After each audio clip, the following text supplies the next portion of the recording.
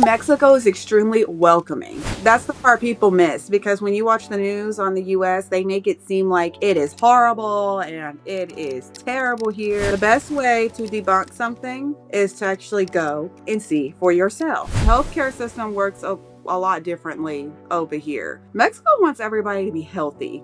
And I actually had a real chance to experience the healthcare system for myself. There's no electronic anything. They still hand file everything. So when you go in, like you can have an appointment and then you get a number and they open the door and they say your number and you go and get seen. And my kids, like vaccines here, you don't pay anything for vaccines. Those are completely free. They will literally have nurses walking around house to house, knocking on the door saying, "Do your kids need vaccines this month?" with no What? payment.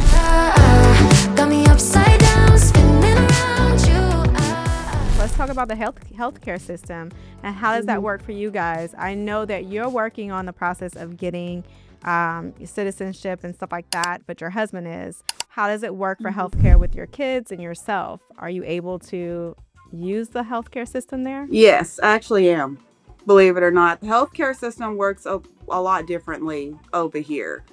Mexico wants everybody to be healthy. And I actually had a real chance to experience the healthcare system for myself. So my sciatica flared up at one point, and that's generally there's just a big nerve that goes down your back, and sometimes it pinches and it makes the other side of your back swell up. So, I'm walking like Quasimodo everywhere, and it really hurts.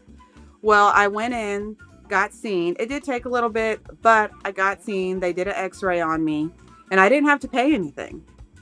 They did an x-ray and everything, and then I went and saw the physical therapist, and she was like, "You are going to have treatment." So I was actually able to get physical therapy treatments, and I didn't have to pay anything What? to get seen. And my kids, like vaccines here, you don't pay anything for vaccines.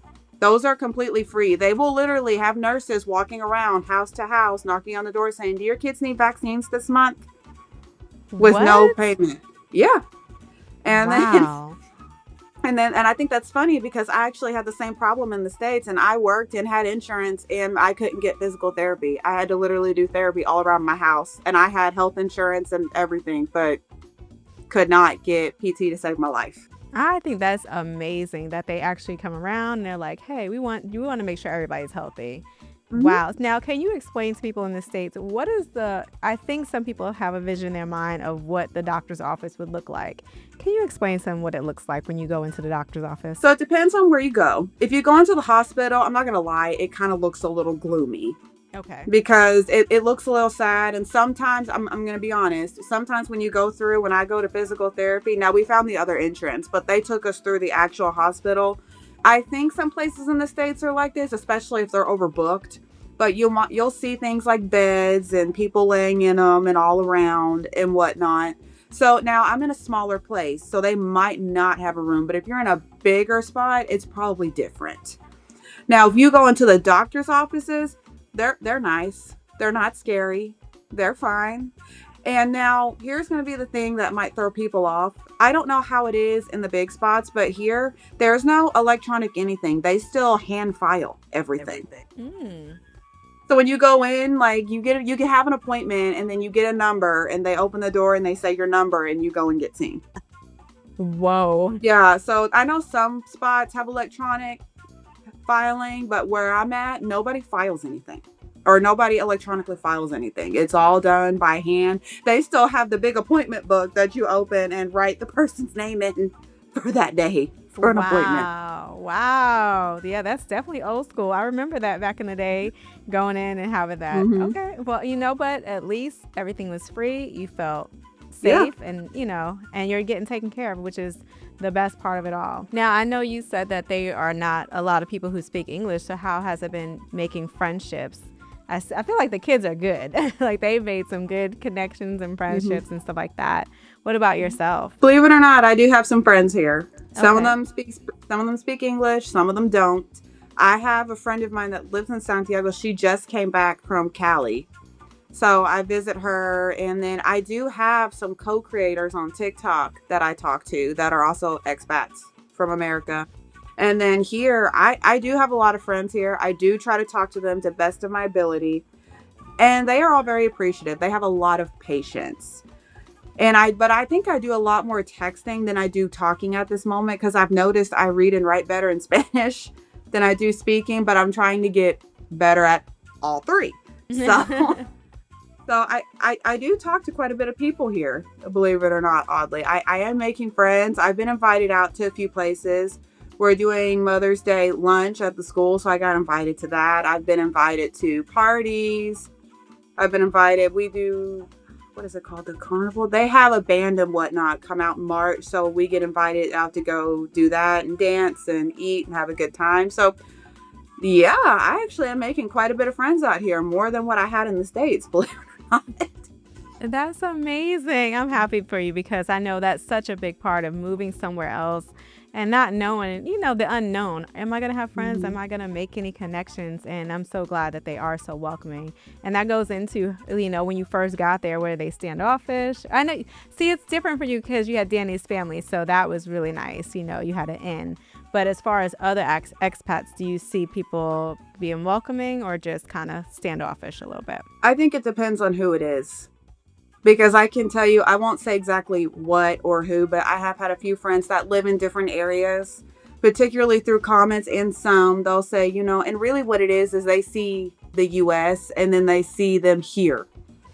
And it makes them upset because they think that they're for that behavior that's over there. So they'll tell them, go back where you're from. But then once they see what you're doing and you're not trying to gentrify the area, that you're literally just living your life, they stop. They'll leave you alone. But that's like a 1% of people.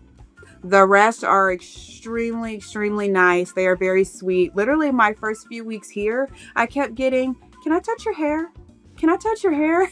Like, nobody has hair like mine. So when they saw it, they're like, can we just touch it? And I don't mind because I don't know how you say it in Spanish, but Mexico has that belief, like when you touch something, like they want it to stay good. So when they come to your kid and they go, oh, hermosa, or if they come and touch your hair, it's because they want it to stay beautiful. So if somebody walks up and just sort of like touches your hair, now it could be a weirdo, so just be mindful. But for the most part, it's generally that they just want you to stay beautiful. They want you to stay nice.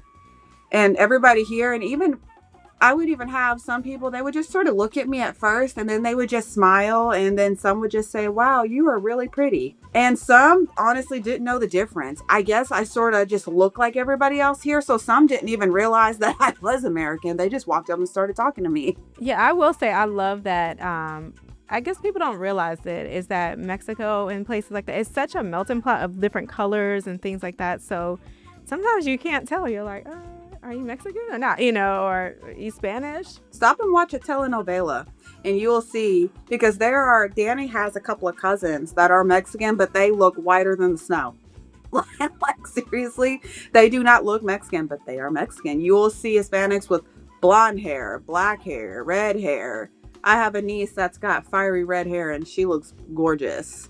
So yeah, you will see all kinds of diversity and Mexico is extremely welcoming. That's the part people miss, because when you watch the news on the US, they make it seem like it is horrible and it is terrible here. And no.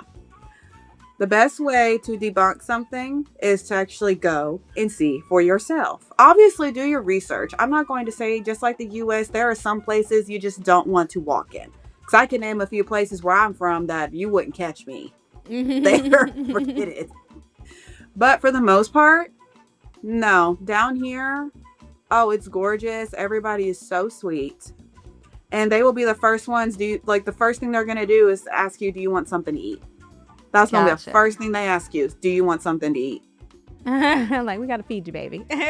Me and my girls are the ones that have to learn Spanish. We are not at all worried about Mateo. He's probably not even going to have a first language, if I'm honest. Now, my mother-in-law suggested that this is a rule that she made for me. I have to learn Spanish, but I can only speak English to Mateo. She just doesn't want him to not be able to speak the language because everywhere else around here speaks Spanish. So she knows if everybody speaks Spanish to him, he's never going to learn it. But I do have the rule, like I do have to practice. Like I speak Spanish with her and whenever I leave the house, and the girls are the same way. So the ultimate goal that I'm trying to get with everybody is where we speak Spanish outside and speak English inside.